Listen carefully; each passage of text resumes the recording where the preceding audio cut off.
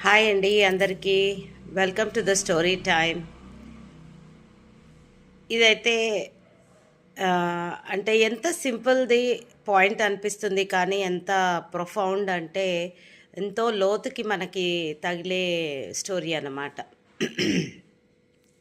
ఒక ఆయనకి ఒక పెద్ద పొలం ఉంది. ఆ పొలం మధ్యలో ఒక పెద్ద బండరాయి ఉందన్నమాట. సో, ఆ బండరాయిని చూసి రోజూ ఆయన బాధపడేవాళ్ళు. ఏమని? అయ్యో! ఈ బండరాయి అడ్డం జరిగితే నాకు ఈ పొలంలో ఎంత మంచి పంట వస్తుంది. ఇంకా దీని స్థలం కూడా అందులో కలిసిపోతే నా పంట వాల్యూ కూడా పెరుగుతుందని అనుకుంటూ ఉండేవాడనమాట. కానీ అట్లా మొక్కుతూ, మొక్కుతూ, మొక్కుతూ సంవత్సరాలు గడిచిపోయాయి. ఏమీ జరగలేదు. ఒకరోజు ఒకాయన రోజు ఈయన బాధపడడం చూసి, చూసి రోజు వస్తూ పోయే దారిలో ఈయన బాధని అర్థం చేసుకున్నాడనమాట. అయితే ఇలా ప్రే చేస్తూ ఉంటే ఒకరోజు వచ్చేసి ఆయన చేతిలో ఒక సుత్తెనిచ్చాడు. సుత్తెనిచ్చి పగలగొట్టు అన్నాడు. "హా! ఇంత పెద్ద బండరాయిని ఒక సుత్తెతో పగలగొట్టాలా?" అని అనుకున్నాడు. కానీ ప సరే పగలగొట్టమన్నాడుగా, ఇన్ని సంవత్సరాలు ఏం జరగలేదు, ఇప్పుడేం మ్యాజిక్ జరుగుతది అనే భావనతో అతను స్టార్ట్ చేశాడు.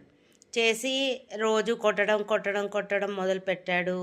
వారాలు గడిచిపోయాయి, నెలలు గడిచిపోయాయి. కొన్ని నెలల తర్వాత ఒక క్రాక్ వచ్చింది ఆ బండలో.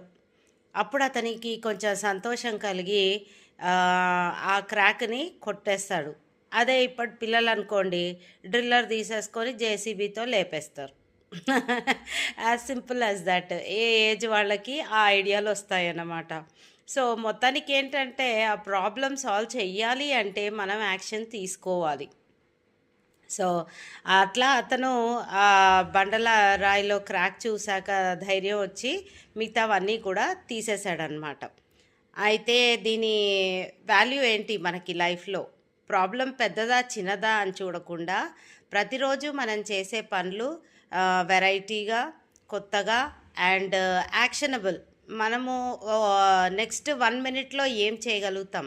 లేదా నెక్స్ట్ 3 సెకండ్స్‌లో ఏం చేయగలుగుతాం? అనేది తెలుసుకొని చేస్తే అది యాక్షన్ అయిపోతుందనమాట.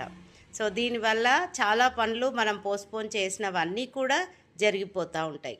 3 సెకండ్స్ తర్వాత మైండ్ బద్ధకంలోకి పడిపోతది, స్టేజ్‌లోకి. సో, మనం అనుకున్న వెంటనే 3, 2, 1 అనుకొని మనం చేసేస్తే చక్కగా వస్తుంది. సో, 2 రోజులుగా పెట్టిన వీడియో పెండింగ్ పెట్టిన దాన్ని ఇవాళ 3, 2, 1 పాలిసీ యేసి నేను ఈ వీడియోని చేశాను. Don't what do you say